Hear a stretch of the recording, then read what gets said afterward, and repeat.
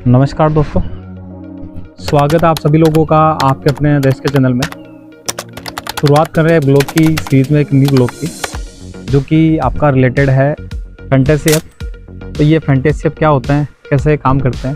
Fantasy app को वैसे simple भाषा में बोला जाए तो एक गैम्बलिंग ऐप होता है, जो कि देखने को मिलता है जब IPL चलते हैं या जब ऑनलाइन सट्टा वगैरह चलता है, तो ये इसी ऐप के थ्रू चलते हैं। तो ये ऐप कैसे काम करते हैं, क्या इनकी प्रोसेसिंग है, कितनी इनकी इनकम है और कैसे लोगों को इस पे लोग जाके काम कर रहे हैं, ये जो सारे के सारे जो टॉपिक है ये डिस्कस करेंगे आज। दोस्तों 7 बड़े प्लेटफॉर्म पे 55 करोड़ एक्टिव यूजर और पर डे कम से कम 500 करोड़ रुपए का टर्नओवर होता है। तो आप लोग सोच सकते हो कि ये जो गैम्बलिंग इंडस्ट्री कितनी बड़ी है। और ये जो गैम्बलिंग इंडस्ट्री है, इसका जो प्रमोशन है वो बड़े बड़े सेलिब्रिटी और क्रिकेटर के द्वारा किया जा रहा है। भारत में पब्लिक गैम्बलिंग एक्ट 1867 के थ्रू इसमें 200 रुपये का जुर्माना और 3 माह की जेल का प्रावधान किया गया है। और दोस्तों आपको बता दूं कि देश की 6 राज्यों की हाईकोर्ट के अंदर जो ऑनलाइन गैम्बलिंग है, जो गेम चल रहा है, इसको बैन करने के लिए केस काफ़ी लंबी पड़े हुए हैं। 6 मार्च 2020 को सुप्रीम कोर्ट ने एक डिसीजन दिया था, जिसमें ये जो आपके जो ऑनलाइन गैम्बलिंग ऐप चलते हैं, इन ऐप्स की 2 कैटेगरी डिवाइड की गई है। नंबर 1 पे है game of skill. Game of skill में दोस्तों जिस गेम का नॉलेज होता है या अनुभव होता है, उस टाइप के गेम को गेम ऑफ स्किल में डाला गया है। और जो गेम ऑफ स्किल है, इसमें आने वाले जो गेम है उनको अपराध की कैटेगरी में नहीं ले गया। नंबर 2 पे है game of chance. Game of chance या गेम ऑफ लक बोल सकते हैं। इसमें दोस्तों किसी भी तरीके का स्किल होने की ज़रूरत नहीं है। इस प्रकार के जो भी गेम है, उन गेम को आपके अपराध की श्रेणी में माना गया है। भारत में 2001 में IT एक्ट पास हुआ था।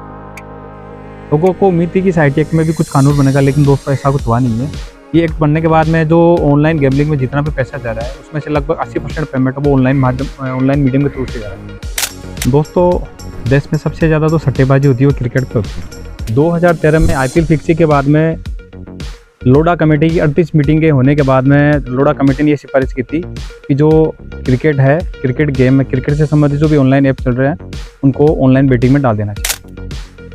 दोस्तों 2025-26 में भारत में जितने भी चलने वाले जो गैम्बलिंग ऐप, अगर गवर्नमेंट इनको अगर कानूनी अगर मान्यता देती है, तो जो गवर्नमेंट को जो होने वाली आय है वो होगी 6.5 लाख करोड़ रुपए होगी। इनके अलावा जैसे इसके अंदर आने वाली जो प्रोसेसिंग फीस है, इनकी लाइसेंस फीस है, अदर इनके टैक्सेस वगैरह जोड़े, तो ये जो गवर्नमेंट को जो होने वाली आय है ये लगभग चली जाएगी 14 लाख रुपीज़ पर एनुअल चली जाएगी। दोस्तों भारत में जो फैंटेसी की लॉन्चिंग हुई, वो सबसे पहले लॉन्चिंग की थी हरचंद ने, जो कि 2012 में बहुत ही ज़्यादा पॉपुलर है। दोस्तों इन जो फैंटेसी ऐप की जो कैलकुलेशन, इसको थोड़ा मैं आपको इजी वे में समझाऊं। जैसे फॉर एग्जांपल, जैसे आपने इनमें 500 रुपये इन्वेस्ट किए, तो जो 500 रुपये इन्वेस्ट किए उनमें से 226 रुपये तो जाते हैं गवर्नमेंट के पास टैक्स के रूप में, और जो इनमें से जो 72 रुपीज़ है वो जाते हैं ओनर के पास, और जो 102 रुपये के आसपास की जो मनी है वो जो विनर होता है वो विनर में डिवाइड की जाएगी। हिंदुस्तान टाइम की रिपोर्ट के अनुसार जो भारत में जितने भी वनडे मैच होते हैं, हर एक वनडे मैच में 1500 करोड़ का दोस्तों जो अमाउंट है वो इन गैम्बलिंग ऐप में लगाया जाता है। द इकोनॉमी टाइम्स के अनुसार ये जो ऐप्स है, ये 30% सालाना CAGR की दर से दोस्तों 2027 तक ग्रो करते रहेंगे। दोस्तों इन ऐप्स के माध्यम से जो सबसे ज़्यादा इनकम हो रही है वो आप लोगों की हो रही है BCCI और सेंट्रल गवर्नमेंट, स्टेट गवर्नमेंट, और जो क्रिकेटर है और जो हाई सेलिब्रिटी है, उन सेलिब्रिटीज़ को इनकम हो रही है। लेकिन ये पैसा निकल कहाँ से रहा है? ये पैसा निकल रहा है आम पब्लिक की जेब से पैसा निकल के, और इन जो मैंने बताया है, इन लोगों की जेब में पैसा जाता है। इन ऐप में जितने भी लोग पैसा लगाते हैं, उनमें से 1 करोड़ लोगों में से 667 लोगों के चांसेस है कि वो लोग जीते। इन ऐप में दोस्तों किया जाता है कि जैसे सपोज फॉर एग्जाम्पल पर बात करते हैं क्रिकेट पे, दोस्तों आपको पता है कि इनमें 11 लोगों की 2 टीमें बनती है। तो 2 टीमों में से अपने को 11 प्लेयर निकाल के एक टीम बनानी होती है। तो जो 11 लोगों की जो टीम की जो प्लेयर का जो कॉम्बिनेशन है वो 7,05,000 से ऊपर कॉम्बिनेशन है। फिर अपन बात करते हैं इनमें कैप्टन और वाइस कैप्टन। तो कैप्टन और वाइस कैप्टन का अगर अपन कॉम्बिनेशन बनाते हैं, तो ये जो कॉम्बिनेशन दोस्तों ये 110 प्लस जाते हैं। इन ऐप्स में दोस्तों जीता हुआ आदमी तो और ज़्यादा प्रॉफिट गेन करने के लिए, और जो हारा हुआ आदमी है वो अपने लॉस को रिकवर करने के लिए और पैसा लगाता है। लेकिन होता क्या है वो आप लोगों के सबके सामने क्या है।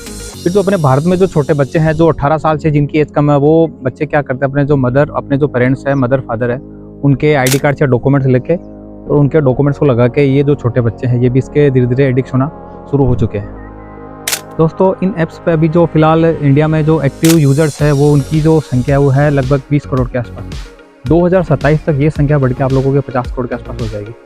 तो इसमें होता ये है दोस्तों कि जो BCCI है, IPL जो ओनर है और जो फॉरेन जो इन्वेस्टमेंट है, जैसे कि आपके UK USA की कुछ कंपनीज है, उनका पैसा यहाँ पे आया हुआ है। तो ये सारे ग्रुप मिला के ये खुद नहीं चाहते कि ये जो फैंटेसी ऐप्स है, ये ऐप्स या भारत में बैन हो या फिर बंद हो।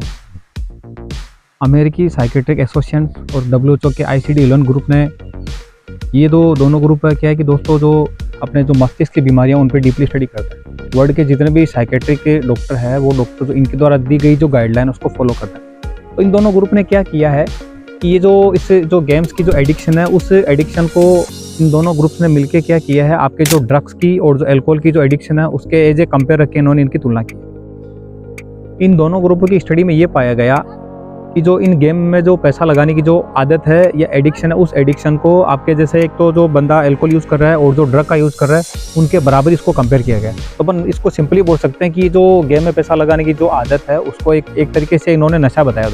दोस्तों अब हम बात करेंगे जो लोग फैंटेसी ऐप के जो एडिक्ट हो चुके हैं उन पर क्या इसके दुष्प्रभाव पड़ते हैं, उनके बारे में देखेंगे।